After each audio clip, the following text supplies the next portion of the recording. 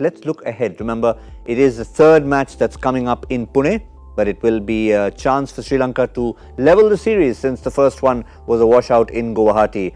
Now, Sri Lanka will still tell themselves plenty to play for. You know, we talked about Sri Lanka coming to Indore with bad memories, that India had made 260 in a 20-over game, that Rohit Sharma had hit one of the fastest 100s, KL Rahul had hit an 89. They'll go to Pune and say, we beat India in Pune once, because that was one of the greenest Indian wickets you'll see. Yeah. I have no idea what track to expect in Pune, because normally Pune track has decent bounce, but you don't know what to expect. Possibly get similar kind of a track in at this time of the year. And I remember that game. I think Chamira, was it? Yeah, Dushmanta Chamira played well, Kasun Rajitha played well. And I remember doing an interview with Dasun Chanaka because he had picked up 3 wickets and he said, nobody in Sri Lanka knows that I bowl. I'm a batsman. I said, yeah, well done. You have tracks like these, everyone becomes a bowler. Well, so again, they will be looking at perhaps obviously a replacement for Isurudana to start with. Yeah. So let's again have a look at the Sri Lanka squad and see what options they have to put into that side. We know Angelo Matthews is there as an option. Kusal Mendes, not often you see 3 players of the caliber of Niroshan Dikwela, Kusal Mendes, Angelo Matthews being in the squad but not in an 11. Tell you what, the Sandakan's not a bad bowler.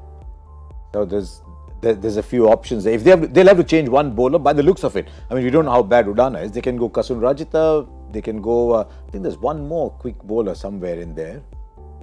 No, okay, they'll have to go with Rajitha. Then he's the backup quick. Only 1 for 1. So you reckon that's pretty much. Unless they want to change one of the batsmen, unless they think they want Angelo coming in for someone like Rajapaksa.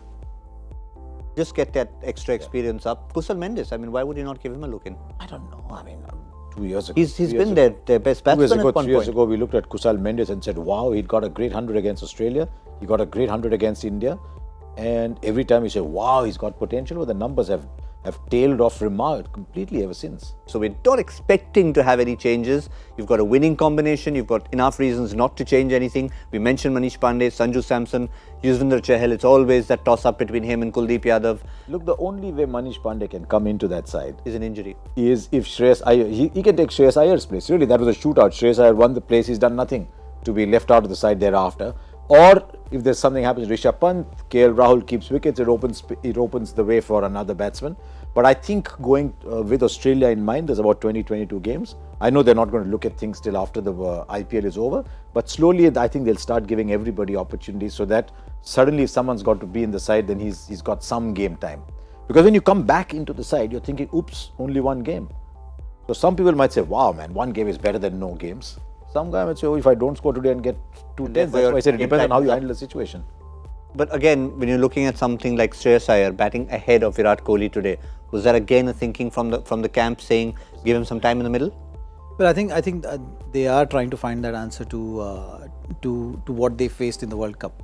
You know, so that is something. How do you achieve that? You know, so if your top 3 players are always in form, the number 4 batsman is not getting that opportunity. So they're finding a way of giving these youngsters that many opportunities and that much of game time. You know, so that, and they want to also see like that's what Virat was talking at the toss. Like, you know, he wants to see how these batters are reacting to pressure. They've tried it with Rishabh Pant as well. You know, where he has been given those opportunities, pushed up the order.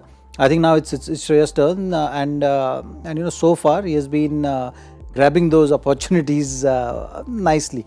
So you know, so it's a good move. You know, it's nice to see that when you know that the score is well below par and you've almost secured the game. You know, there is nothing much to be concerned about. They've made use of that opportunity. I think if India were batting first, I think Virat would have batted 3. But the fact that 70 had already been put on, game was virtually over, you can let Shreyas go and get yourself a 30-40.